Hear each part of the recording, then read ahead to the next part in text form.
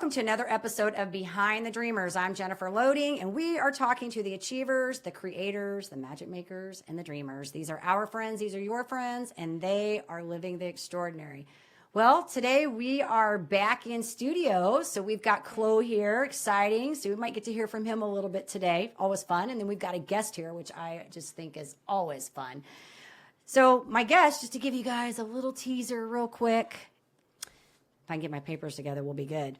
She's been an event producer for over 30 years. She's witnessed thousands of speakers step on stage, and she says totally missed the mark, not by intention, but because they failed to engage the audience. She's brought her knowledge, skills, and experience to speaking professionals so she can help educate, inform, and help them share their genius on stage. My tongue is tied today. We didn't have to say orthomolecular today. My tongue is still tied today.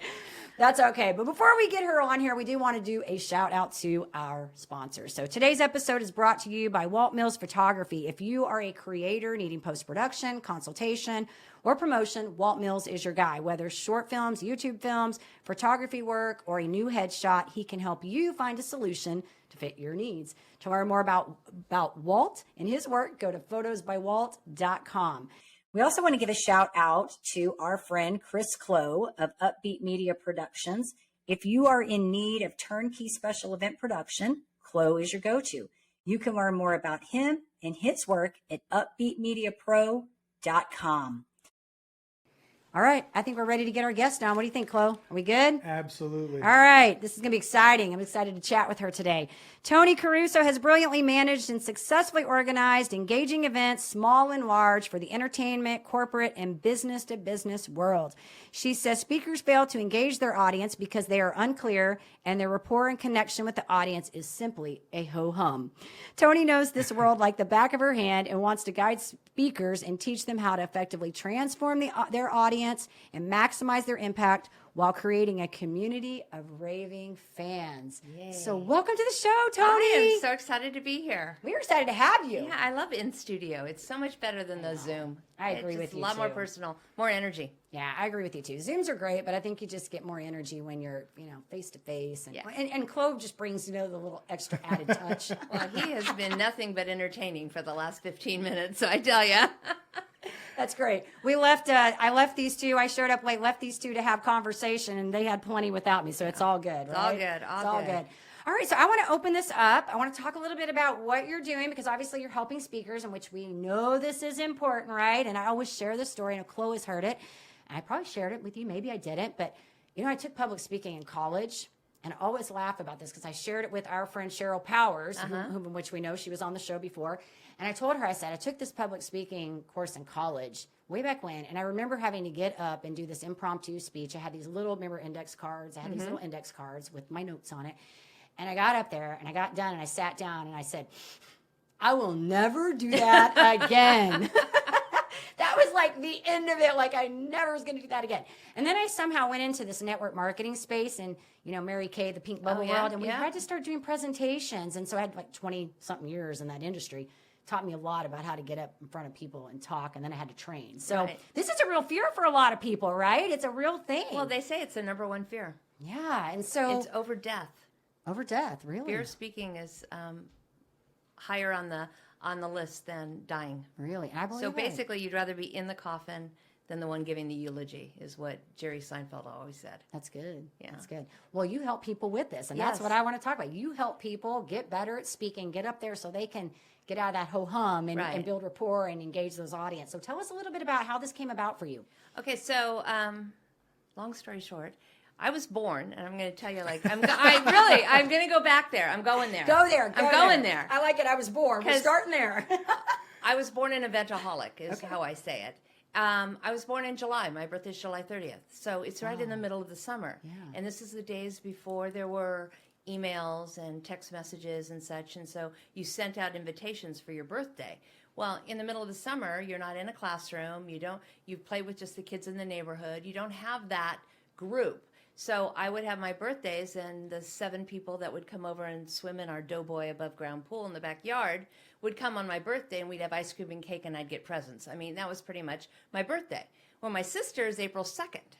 And she was right in the midst, and they'd have like 50 kids and huge parties, and she'd have all these gifts and these themes. And I'm like, I was getting screwed, basically, because I was in July.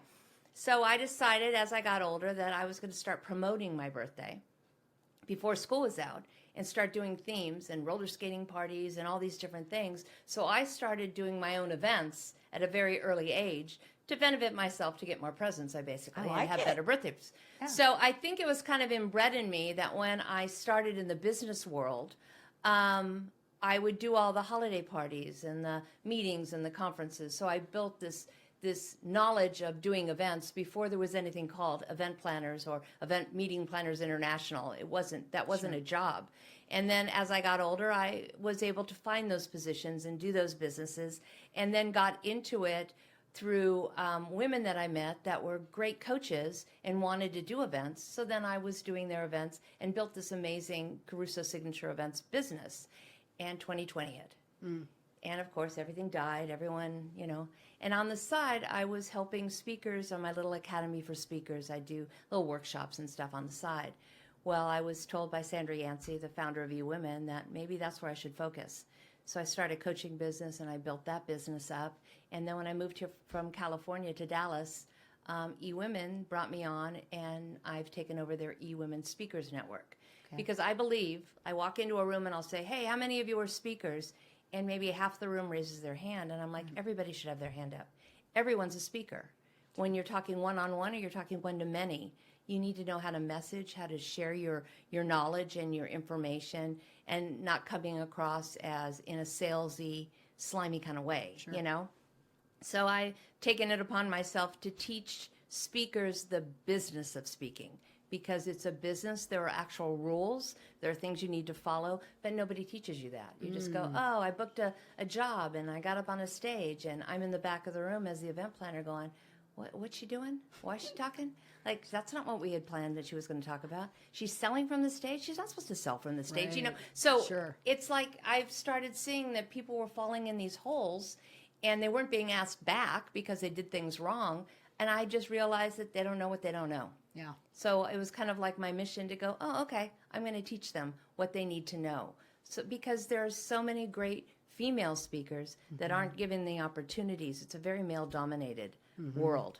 And, you go to these women's events, and you sit in the audience, and you have 5 or 6 men go up on stage, and they're telling you how to have relationships and build relationships with women to do your business. And it's like, you don't know how to do it, Yeah.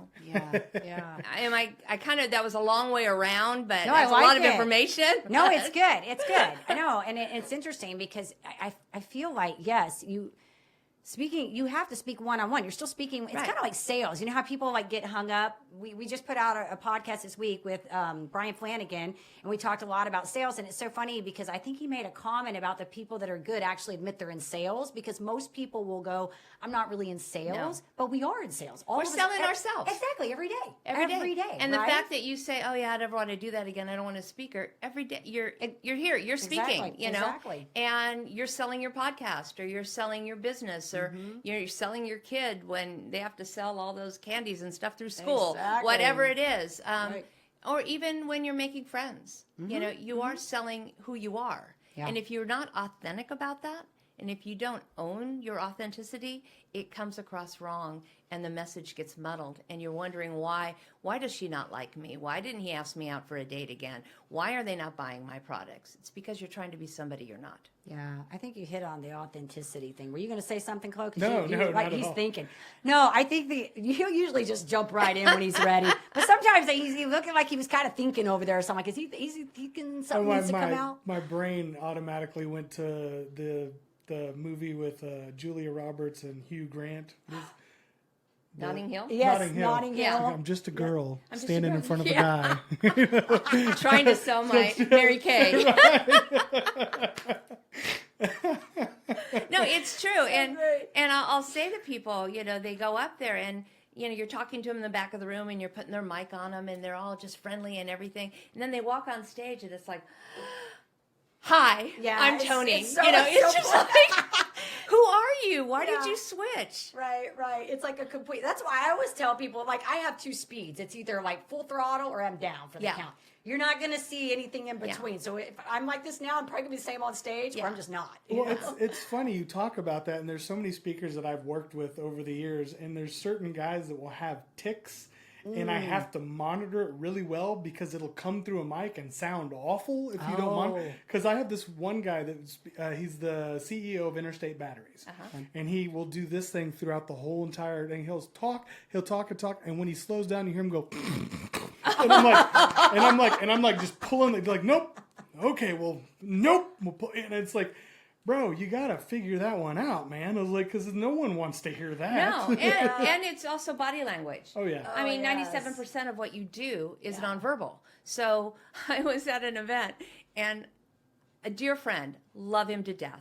He's an amazing human being. He's up on stage and he's speaking, and he keeps grabbing his belt and lifting his pants up and lifting his pants. And it was like, did he lose a lot of weight? Is the belt not tight enough? And I must have had 10 people come up to me and go, you need to talk to him about that belt thing, because that's all you focused on. Right, because you just kept seeing it. Yeah. And so you have to understand that like women, you need to be comfortable in your clothes. Don't wear high heels that you can't walk in. Right. Because on the stage, those things are what people will focus on. And if you are uncomfortable, they're uncomfortable. Right. And they need to understand that the audience wants to love them. Yeah. When you're getting up there, I'm always like, they want to love you. They want to learn something. They're not here to criticize you. They don't go, I'm going to go to that conference. I'm going to get up there and I'm going to listen to the speakers and I'm just going to, right. They want to love you and they want to learn something. So just bring the best you and understand it is not about you as a speaker. It has nothing to do with you. You are there to share a message with an audience that maybe 20% in the room are going to relate to, and they're going to want to know more about you. Mm-hmm. That's your job. Your job is not to entertain, make them laugh. Yes, that's engaging. That's part of it. But your job is to give them information that can either make their life better, their position better, their business better, whatever it is, and to understand that whatever that host is asking you to do and whatever the theme of the event is, stick with it and be very positive and ask the host, like, what do you want me to focus on? I have a great story. Les Brown. You know who Les Brown is, right? Yes, know who Les Brown is. Love Les Brown. Now, he was speaking at an event, and I was the event planner, so I went back and got him in his hotel room. And as I'm walking him from the hotel room to the backstage, he's asking me questions. So what's the audience like? I go, well, it's about 60% men, 40% women. Where are they in business? Well, they're entrepreneurs. Most of them are kind of just starting out, first 5 years. Where are they financially? Oh, they're struggling. It's a money mindset, especially with women. Women don't charge enough for what they do. They're always discounting themselves. And we're having this conversation. He's asking me these questions. So they announce Les Brown. He gets on stage. I'm in the back of the room, and I get goosebumps. Brilliant. Mm-hmm. He hit every single one of those things that he asked me. He addressed them from the stage, and the audience was riveted. Mm-hmm. If you can do that, that's amazing. But if you can't, ask the event host. So who's the audience? Who are going to be there? What do you think they're like? What are they looking for? What do you want me to share? And if you can bring that, and you bring that in a really positive, engaging way, that event host is going to go, oh, they're coming back. And those people are going to go, she was amazing. I want to know more about her. That's what my goal is, to make speakers like that, so that it's not, oh, I'm going to go and I'm going to pay $5,000 to get on the stage, and I'm going to sell my $10,000 program to at least 20% of the room so I can walk away with $50,000. Yeah. If you're thinking that way, you're going to fail. This is good. You know what? Did you want to say something? Because I was just going to say, the client focus is what I'm getting out of this. It's, you know what I mean? Like, we talk about this all the time. You said it's not about you, right? It's not. The way to get I think it's in sales, it's in anything. The way to get the people is you've got to figure out a way to solve their problem. And whether that's speaking, your product, whatever that is, whatever the messaging is. So I think you kind of hit that. And that's what I'm getting on all of this is take yourself out of the equation. Right. Your audience, you need to entertain your audience in some way. You've got to get them engaged, get them paying attention, get them listening, or you're not coming back. So I've explained that to a lot of speakers. I was like, you got to be like a DJ. Right. I know you have to read the room. Mm-hmm. And if they're dancing, you're doing a great job. Bam. If they're not on the dance floor, you suck. I was like, we just said it. I go, and that's kind of how it goes. We were doing was it the American Environmental Association forum, and this guy gets up there and he had a lot of great information, but he was so ridiculously boring. Oh gosh. And he goes, well, how did I do? And I go, man, I got to be honest, you were kind of putting everybody to sleep. And he was like, really? And I was like, yeah, like no one was, I mean, you lost everybody because you were using big words about, if you just said wasp instead of the Latin term for the it. Latin term I was like, for it, no one's going to, next time he came up, killed it. Killed it. He like literally just dumped everything out of his brain. He goes, how many of y'all have problems with wasps? And everyone's like, yeah. And he goes, let me tell you something. Don't spray them. Don't irritate them. If you want to move them, they are not going to bite you. You're not going to harm you, sting you. You want to go up, you grab their homes, and you move them to where you don't want them by your house. They will not bother you. I just learned something. Yeah. And like when he... Every day. Thank you. I needed that. It was like that. And I was like, dude, you killed it. That was great. Yeah. Like everyone was listening to what you said, and I took something away from it. So it's like, I always tell people, dumb it down. Mm-hmm. Dumb it down. Yeah. Don't use acronyms unless you are an academic in front of a bunch of academics, because they like all that crap. Right. But dumb it down, make it easy for the audience, and don't vomit information. Don't give them so much. Like, I just want to share with them. I want to give you all of it. No, give them 3 really good, juicy things and go really deep on it so that they can learn something and walk away that they can handle. If you give them, this is my 20-step plan to build your business in 40 days, whatever. No. It's too much. They're going to go out. They're going to take that 20. They're going to never look at it again. 3 things. Don't give them too much stuff. And always remember that facts tell, stories sell. Yep. So you have to tell stories. Bo Eason, I don't know if you're familiar with him. Who? Bo Eason. I've heard the name. Okay, Bo Eason was an ex-NFL player, and he got tragically injured to where he couldn't play again. And he then did an off-Broadway one-man play, The Run to the Litter, I think that the name of it was. And he's worked with a lot of people about stage presence and how you tell stories, whatever. So I'd never met him. He was speaking at an event I was producing. So I'm in the back of the room, and he's like jumping up and down, getting his adrenaline going in the back of the room. And they say, Bo Eason, and he goes running up on stage. And that man spoke for 90 minutes. And I'm in the back of the room, and not one person in that audience took their phone out, took a note, moved. They didn't go to the bathroom, nothing, riveted. And all he did was tell stories. And it talks about, he says, there's no B plan. There's no B plan to your A plan or something. And it's about always going with the A plan. And if you want to do your best, you find the best person to teach you how to do that. You need to find out those people, and it's all about his life. But I could tell his story, his 90-minute story to you right now, because it was so memorable and it was like ingrained in me. And he moved around for 90 minutes on that stage. And it was just enthralling. He has some great videos. So if people want to look it up on YouTube. Yeah, I'll definitely. Well, and I agree with you on the stories. And that is the one thing that I think I learned in the network marketing space was, nobody cares what you do until they know why you do it. So I've always come from that premise. But interestingly, I'm in a group right now. I've been working with a mentor since last November, just renewed my contract with him. And I'm actually building out a program right now. I'm like knee deep in it right now. And a couple of things that you said that are really resonating because they come in there is, the whole idea of the story, because what we're building out is kind of like this Netflix experience. And we know that you can tell people stuff all day long. It doesn't go in, but when they see something and they can resonate with something, then it like sticks in. So this program I'm having to build out is kind of like this whole idea of this Netflix experience. So that's kind of the big thing, take away is this whole idea of the stories. But also you mentioned, keeping just a few things when you're talking. And you're so right about that, because I think sometimes as speakers, and I've done a lot of training, I did a lot, within the network marketing space, and did it in another company. We get up there and we have so much knowledge we want to give everybody, right? And what I've learned even from doing that, but also from working with this mentor, is you can't give people what they need. You got to give them what they want. Exactly. Right? You got to give them what they want. So if they want to be entertained and they're at a place where they're going to be entertained, you going in there telling them what you think they need is never going to work out, right?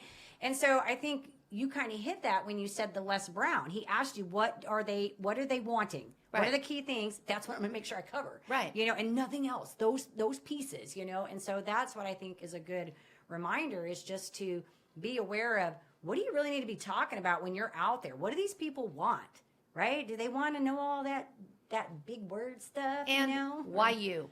Exactly. Why you? And I always say, and I have a speaker network, so we do trainings every month. And the one thing we started with was, can you tell me in 11 words what you do?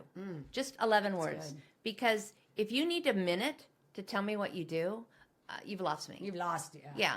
All you want to do is tell enough, like, I help speakers maximize their message, monetize their impact, and build a community of raving fans using stages. You know, whatever it is. That was just boom. What is it quickly so that people go, oh, I want to learn more. Tell me more. That's what you want. You don't want to tell them everything. But it's key to know, number one, like you told them why I was an event planner, so I've been in the back of the room. I've seen speakers. I've seen great ones. I've seen bad ones, you know, and I want to help speakers. That's my why. That's why me, but why you? What makes you uniquely qualified to solve the problem the audience has? Good.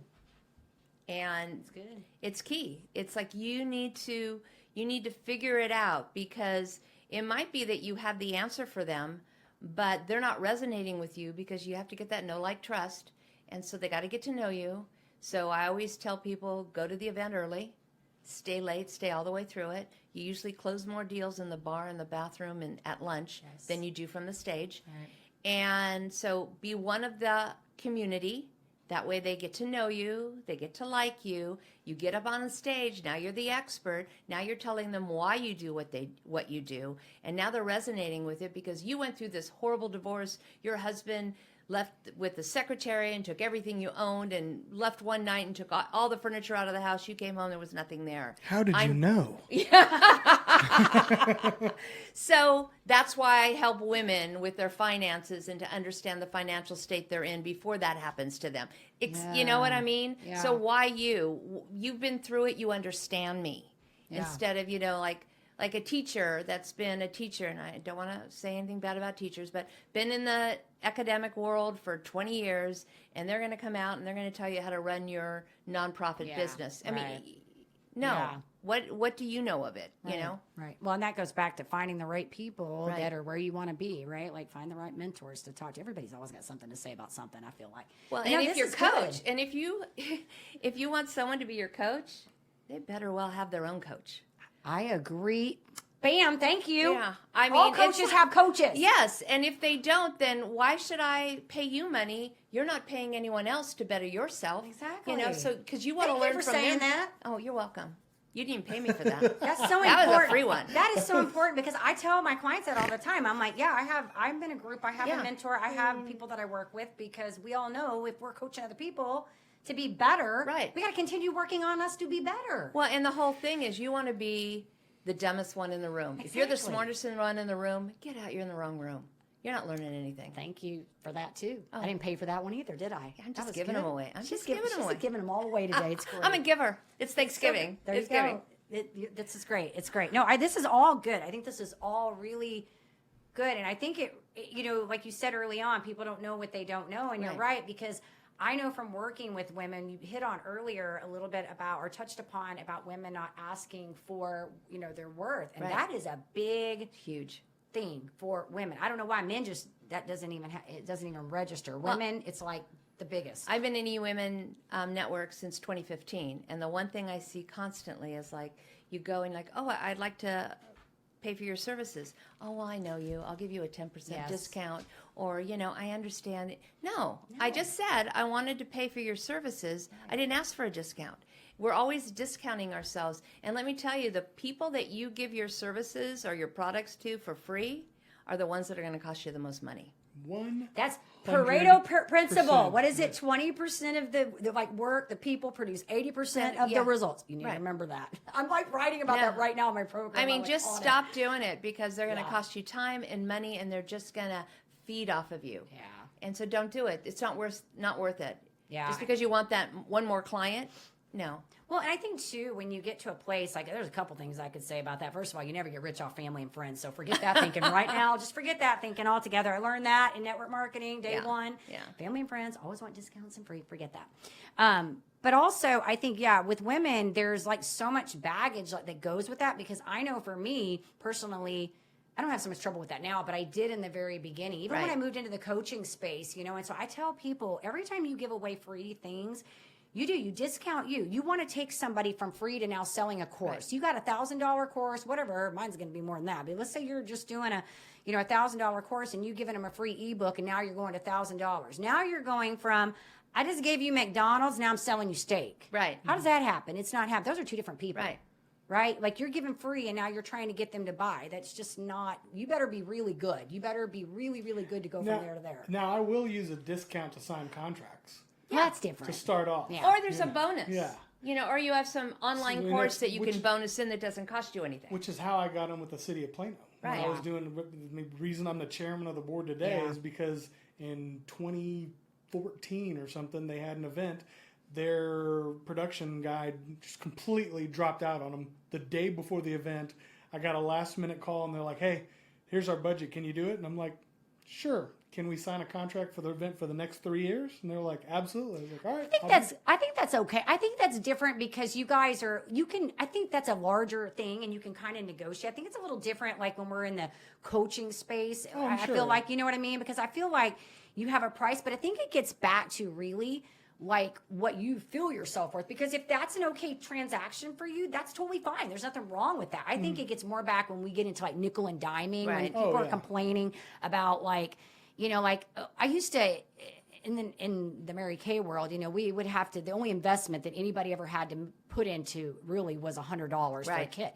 And I would have people fret over that. And I'm like, I'm sorry, I don't want to sound tacky about this, but $100, if you can't swing that, that's tough. What are you going to do? Like, that would be my response. Like, what are you going to do? That's the least minimal amount you have to invest in a business. But a lot of people would come in too, and then they weren't really 100% vested because they really didn't have to invest anything. Like Right. they could get in and not have to. So I think it all comes really back to our self-worth and what we value, what's important to us. Fractal starting conditions. Well, it's like You know? eWomen. It's a one-time lifetime fee of $357. You pay it Yeah, once, then you pay it $19.95 a month. Yeah.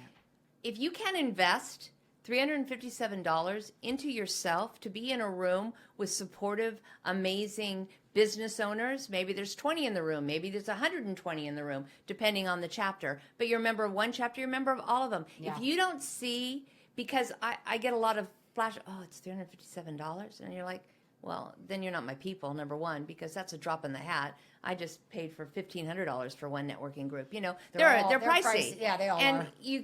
There's people that just go to the free ones, and you get what you pay for, Right, I basically. agree. So people are always in the free ones looking for discounts and looking for connections or whatever, where what we do is we look at where are you now, where do you want to be, and what do you need to get there. I might not be the person for you, but I know somebody. Sure. So there might be 50 people in the room, but they each know 100 people. Right. So if you can network correctly and use your time well and be able to message what you do succinctly, you can work a room and you can build a business.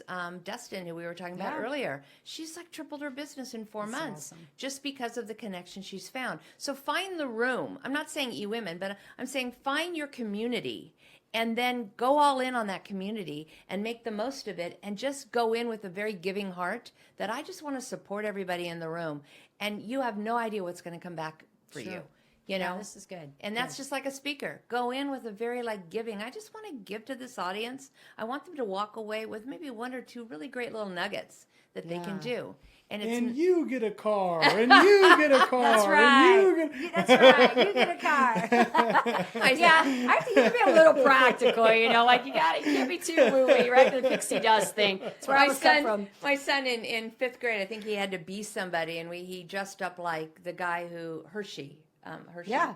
So we had gone into the classroom, which he got in trouble for later, and we put chocolate bars underneath each seat. Oh, funny. And then he goes, "Look under your seat. You get a candy bar. You get a candy bar." Yeah. Funny. It was so funny, but that Clever. The kids loved it. So find your thing and don't be sticky and don't do it, and just don't do your same talk every single place you go. I think that goes back to reading your audience. I think that's where it's important. I taught aerobics many, many years ago, and it was kind of interesting because I used to always say that there would be places I would go in. They loved me no matter where I went. But like I taught at one facility where the Rockets used to train. I was in Houston, so I trained at one of the facilities there, and I'd have this little small teeny group. And I'm such an energy feeder and a giver. Like Yeah. it goes both ways for me. And so I'd go into these little places and where there wasn't a whole lot of energy. And so I had to read the room and kind of tone it down for those particular people. And then I'd go into like a place at Valley Total Fitness or 24 Hour and I'd have like 50, 60 people Right. in a room, high energy. So we had to like crank it up, you know? And so I think what you said earlier about reading the room, if you, and that would be the case for me. If I'd go in there and like, I would be like, okay, how we doing? You know, nobody's responding. I'd be like, okay, we're gonna do 15 more jumping jacks. Now we're going to see if you respond. Well, You know, and let me ask you both, because it's something that bothers me, and it's kind of a trend right now, and I find it more with the men. Go turn to the person on your right and high five them and tell them you're an amazing person. Oh. Turn to the person on the left and tell them you are good enough. You know, Yeah. and it's like they're trying to energize the audience, and to me, that's just like it's so phony you. and Oh, yeah. inauthentic. I You know, agree. I just didn't know. if you're It's just- listening, don't do that. it's like it's okay. It's like, hey, you know, high five the person next to you, or turn and we just wrote this answer. Share it with them and have a Yeah. conversation and do that. You can do those, but it's that constant like. Yeah. I feel like when I'm done, I'm exhausted. But Well, what and did I when- learn? And when they do that to me, this is You how feel weird weird? my brain goes a little bit weird on that one. I'm like, I'm not high-fiving this guy. I don't know if he's a serial killer or a pedophile. Or, Like, did he wash I'm his not- hands when he got Yeah, out of the That's what I was thinking. Are you kidding me? You I'm and not I are in sync, high-fiving because this that's guy. what I was thinking. Did he wash his hands? Yeah. It's just like I don't Forget the know serial who killer. this I want to know where person your hands is. have been. When I feel like I'm in Catholic church, you know, Oh, I turn to yeah. the people around you and say, "Praise the God" or "Praise God" or whatever. Praise you, praise Bless you, you. Yeah, praise you know, you. which is okay. And Yeah. in church, that's Right, okay. But right. it just seems a little. It seems contrite. That's so So funny. it's back to that authenticity. Yeah, I think it's probably what you're really hitting on, is just being authentic and being your real self. And I guess if you normally do that, I mean, then, you know, maybe that's what it is. That's how you normally, because, you know, there are people that get up on stage and like, I get bored very easily. I don't know Yeah. if you're like this. So there are a lot of speakers that go up. When I used to go to all the events, there would be like a lot of them. I would just, Yeah. and then there'd be that one person that would get up there and I'd be like, all of a sudden, like Yeah. I'm awake. Okay, talk to me, you know? But it's hard because there's so many things that you've said that I think are so important when they go on there. But I think that authenticity, because you just feel that. Like I know, Right. I feel it when people go up there and they're being like, really, this is their gift. Like Yeah. they've got this. Like they're being real. They can do this. They can speak from the heart, and people just listen. Well, and you know, don't stand behind a podium. Don't Yeah, ever have oh, yeah, anything don't stand between you behind and a the podium. audience. Don't have your notes in your hand, please. If you don't know your talk, don't have your. You know. Yeah. I was at a small luncheon. There was about 14 of us, and I didn't know that a friend of mine was actually speaking, and it was her first time speaking. And she got up and she had her notes, and she had them like this, and she had them in front, and she's reading, and yeah, she I gets to the can't, part yeah. where my sister died at the age of 50 from cancer, no. and she's reading, and so afterwards I said, Patty, can I buy you a drink? And she's like, sure.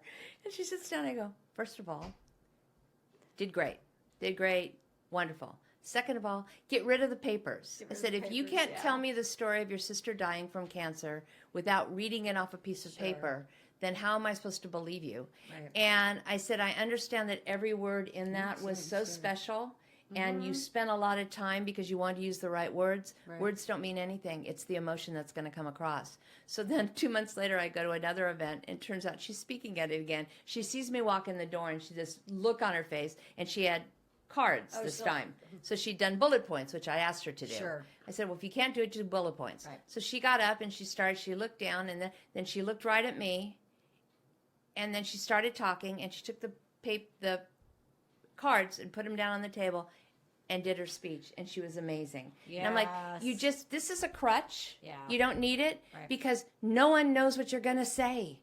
So if you make a mistake, nobody knows it. You just true. keep going. And if you're doing it from the heart, everyone's Yeah. going to hear your heart, and they're Bam. going to, even if you make a mistake, they don't care. Bam. Yeah. Yeah. Okay. And people like, you'll see them on Shark Tank. Right. And all of a sudden it's like, they freeze because they had memorized everything and they forgot one word. And you forget one word when you memorize something, Oh, yeah. you forget the entire Okay, talk. yeah.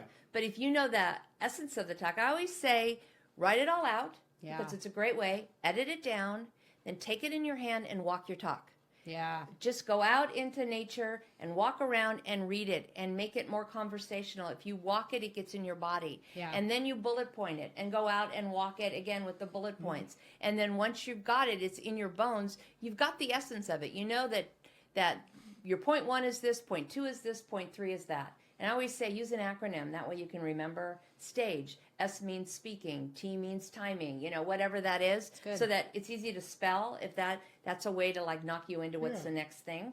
That's good. Yeah, it's just those are little keys. And worst case scenario, I go off on tangents. So I like to have a PowerPoint because it keeps me on track. About one thought per screen. Do not do these things that build.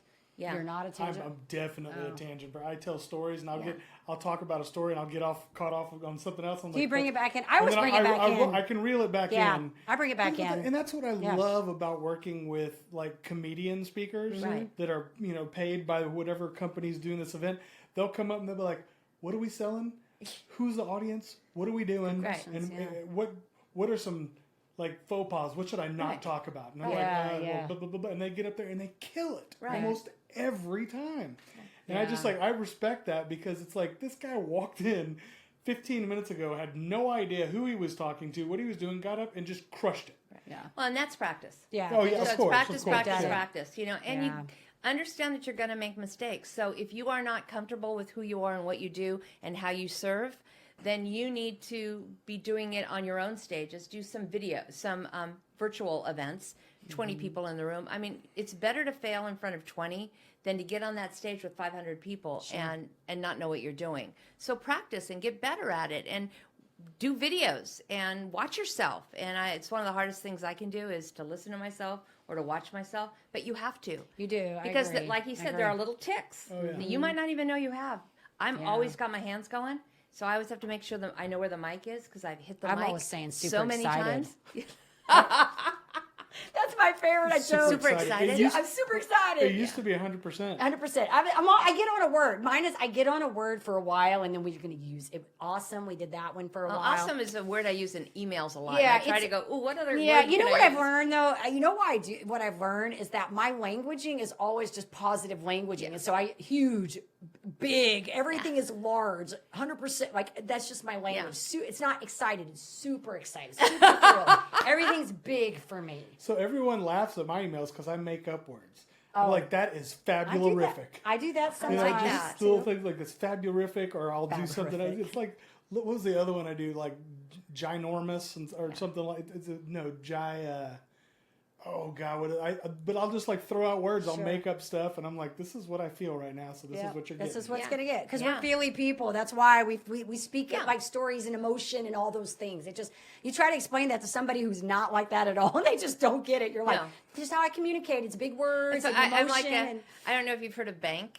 It's a coding thing. B means you're a blueprint person.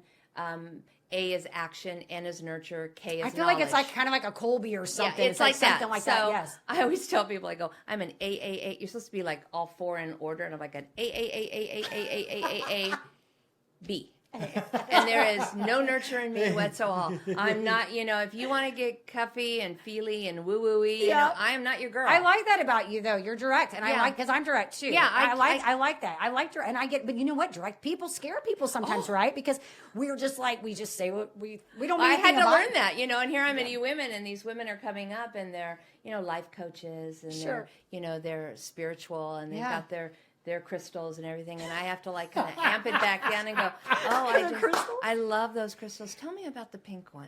And I have to talk lower and everything, because I used to walk up and go, hey, so you do crystals. And they would be like, I am so out of it. She would be my person because that's how I am. Like that, like you just said, I've had to learn that too. I learned that when I was in the network marketing because the DISC. And, you get like a C personality on, which I'm married to one. You get one of those on, they're very analytical. And have to I'm have married to one too. Yes, they have to have facts and everything's got to be like this, and like decisions take a while. And I'm like, can you just make the freaking decision, or do you need me to do it for you?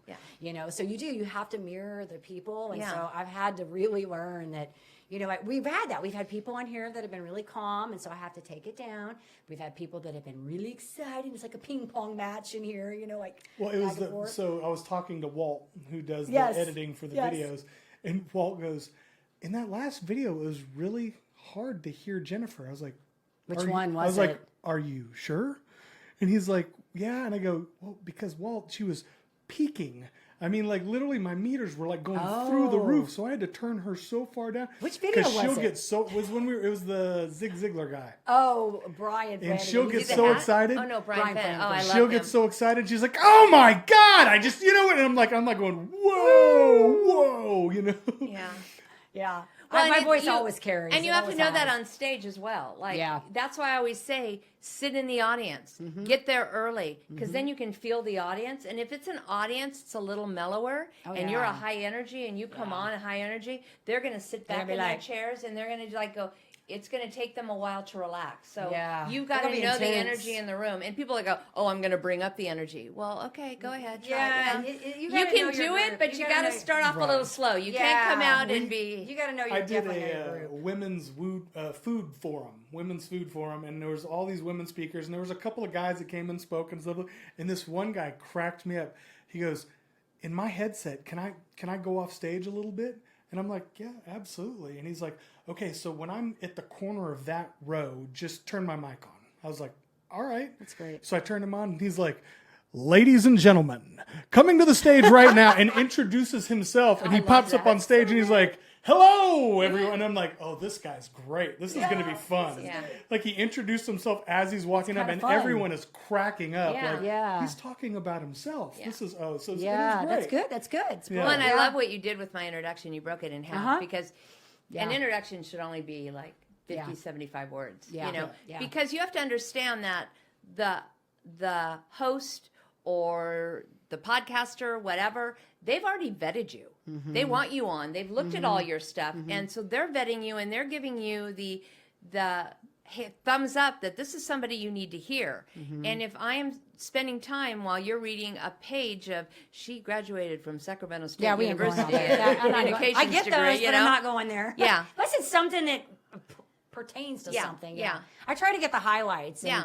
And we have started splitting it up because I kind of like to throw the little teaser out there so we can No, be that's- like, that's hey, perfect. you need to stay here to listen to this person today. Yeah. Don't take off after those sponsors Yes. they've noted, right? We love our sponsors, but stay here. Well, and I always say, have someone do a video introduction for you. Yeah. Put a video together and have a really great introduction, and that does it for you. And then you just run on, and it's 45 seconds or Yeah. something. There's music to it. It gets the energy up in the room, and then you come on. But if I have somebody who, my guest today has been an event producer for, I mean, the whole They energy. need to call me because that's my gift, emceeing. They Yeah. need to call me for those Yeah, bios. it's just, or they Yeah. say something wrong, Sure. or it's just, I don't like it. I like to get up, and then there are the people that don't read the introduction, which, well, I know this person for a long time, and So they we just get met up years and ago, start and they talking. start talking and blah, blah, and it doesn't say, like, who you are and why you're there. Right. Like, why I'm here. I did 30 years as an event producer. That's my why you kind of thing. So if you're not saying that in my intro, just because we're friends and we met at a networking thing, Right. and Cheryl Powers introduced us and said we need to meet, so you need to meet Toni. Like, Yeah. okay. Nobody's like, who's Then we that? have Yeah, to yeah. dig deep and spend time trying to figure out why is she here. Yeah. Good stuff. This has been fun. It has been a lot of fun. I think we need to ask her a couple fun questions before Okay. we wrap Okay. this up. What do you think? Because I think this has been great. You gave a lot of good info today. So I hope for I all- didn't, not too much. No. I think this is great because, listen, we talked about it at the beginning. It's Yeah. the number one fear. A lot of people fear speaking, and a lot of people have to do it. And whether they're doing little one-on-one presentations or in a group, they're still speaking, and they got to get comfortable with all these pieces that are involved. So you said a lot of really good stuff. All right, thank you. So do you want Wanna to start? make You got a sure fun your question real audience- quick, I and then do, we'll wrap it. because she does events and she's I know, I worked with figured all you these got people. something. I have to know, who was your first concert? My first concert was Rod Stewart at the Cow Palace in San Francisco. Nice. Yeah, very first one. And my mother always said, you can't go to concerts because it's all drugs and stuff. And I remember walking through the parking lot. It was with I was in college, so walking through the parking lot, and people are like going, cocaine, marijuana. And I'm like, oh my God, Mom was right. Mom was right. She didn't lie. Yeah, I'll never forget, my parents took me to a concert when I was very young. And we went and saw, the first one was Kiss, because I really wanted to go see Kiss because I just liked the makeup. And I got in trouble when we were there because my grandfather at the time would smoke pot every once in a while. And I remember going, "Hey, Mom, it smells like Grandpa's house." And my mom was like, and I was like, oh, whoa, maybe I shouldn't have said that. I didn't. What did I say wrong? See, and in our family, we lived in Sacramento, so we went to Tahoe a lot. So we saw Bill Cosby, and we saw Frank Sinatra, and we saw and all the dinner shows, Donnie and Marie Osmond, So those were concerts, but they weren't like your first concert is your concert. I would have given anything to go see Frank Sinatra. Yeah, that would have been amazing. Yeah. Fun. All right. Who's the coolest person you've ever worked with? The coolest person. Well, I worked with Tina Turner, and I think that's pretty dang cool. Yeah, that's pretty dang cool. I wanted you to say that. Yeah, because I didn't know that till today either. Yeah. Look, every time we do a show, we learn something new, do we not? I learned something new about Chloe, and I learned something new about my guest. And I also had George Clooney get me drunk on my 35th birthday, so that was kind of cool. Well, yeah, who hasn't? I wasn't his type, but I love it, his award ceremony for... Oh, I love that. When Tina Fey goes, so George Clooney married Amal, I can't remember, and she is an international, won all these awards, and yet today we're celebrating George Clooney. Yeah. I thought that was hysterical. That was hysterical. Yeah, it was brilliant. That was so funny. That's great. Do you have another question? You go ahead. I think I'll have one here in just a second. All right, I'm going to ask one more fun one. Okay, so this is one of my favorites. What's in your Amazon cart? Nothing. You have nothing in your Amazon cart. No, I'm impressed. I'm not a big Amazon I'm girl. impressed. I like to go out and like to buy shop? things from a store and take it home now. That's good. And my wife loves that about me because I love to shop. Oh, see? I like to shop. Y'all are all my shoppers. Y'all are all my shoppers because I'm not a shopper. I am the Amazon junkie. She's like, I'm going to the at-home store. I was like, ooh, I was like, she's can we go? Can I go? She's like, you want to go? I was like, yeah. No, Home Goods. We go home. Oh Goods. my gosh, you Home guys Goods. should all be man. instant friends. Oh yeah, I find all kinds of stuff there. Okay, and in Prosper, there's a place called Shelf Up. It's a brand new place right next to Home Goods. And Pop Shelf. That's the name of it. And it's got all kinds of, I love stationery and things like that. It's got journals and pens and all this stuff. But it has something for everybody there. And it's like $3 for this and $5 for that. So you go and you spend $20 and you're like, oh, I got all this stuff. It's so That's awesome. awesome. That's I awesome. love that kind of stuff. Look, we both said awesome this time. Aw- You're using my word. awesome. You're taking my word. Don't do that. Amazing. Amazing. You need a new word. Super duper. You can have 100% now because I'm not using that one. You can have that one. 100%. So, what is your craziest or funniest behind the scenes experience? Craziest or funniest? She's like, I got to think about this one. I don't think I have a crazy one. Funniest. God, nothing comes to mind. I think the Isn't George that Clooney weird? thing's pretty funny. that Yeah, is, but yeah, I'm that was talking pretty funny. behind the scenes. Oh, Yeah. okay. All right, I do have one. When I worked for Tina Turner, Tina was doing her private dancer concert at Universal Studios. And at the time, this is the 80s, and I'm wearing like a men's tuxedo kind of outfit because that was kind of in at the time, And I'm standing in line to go into the bathroom backstage. And I have two guys in front of me. There's only like two bathrooms, unisex, whatever, and you're standing in line. And the two guys turn around to me and they say, who you driving? And I looked at them and I go, excuse me? And they go, who you driving? And I go, I'm sorry. He goes, well, we got backstage passes because we sold the most Pepsi and Coke in our Ralph's grocery stores. And so we won these 2 tickets. So we're just wondering, who's the celebrity you were driving? I said, I'm not driving anyone. They go, you're not a chauffeur? And I go, no. And they went, well, how'd you get backstage? I go, I'm Tina Turner's assistant. And they looked at it and they just turned white. They're like, and they turned around. I mean, it's like one of my favorite things. Like, yeah, we sold Coke and Pepsi, and we, You're like, and I'm like, I'm Tina Turner's yeah, assistant. yeah. And this is the style today, not So the jeans funny. and T-shirts you're wearing. So funny. That's so great. That is a good This has one. been so I hadn't much thought fun. about that for a while, so thank you for bringing Absolutely, it back. that's awesome. This has been fun, Toni. So what I want to ask you is if our audience wants to get in touch with you, if learn a little bit more about you women, the speaking, all of that, where do we want to send them? I would go to eWomenNetwork.com. It's all one word. Okay. And if you want to know about the Speaker Network, go into resources and just click on Speaker Network. Or if you want to contact me, just go to the North Dallas Plano chapter, and you can connect with me there. Awesome. Love to talk to you. We'll make sure when this goes out too, we'll get all the Awesome. links and get it in the right Awesome. place, get you tagged or whatever we Yeah. need to do with that. So this has been fun. It's been great. Thank you Good for stuff. having me. I really appreciate It's it. fun chatting with you. So I got my notes today, and that's only because my brain has a lapse. Every time I have to get to like one piece, I'm like, what was the ending again? I say the same thing every week. We do want to say to our audience, of course, if you enjoy our show, please be sure you give us a rating both on iTunes and Facebook. We can't do this without you. Hit that subscribe button on the YouTube. And as always, we're going to leave you with the parting thought. In order to live the extraordinary, you must start. Every start begins with a decision. You guys take care, be safe, be kind to one another. We will see you next time.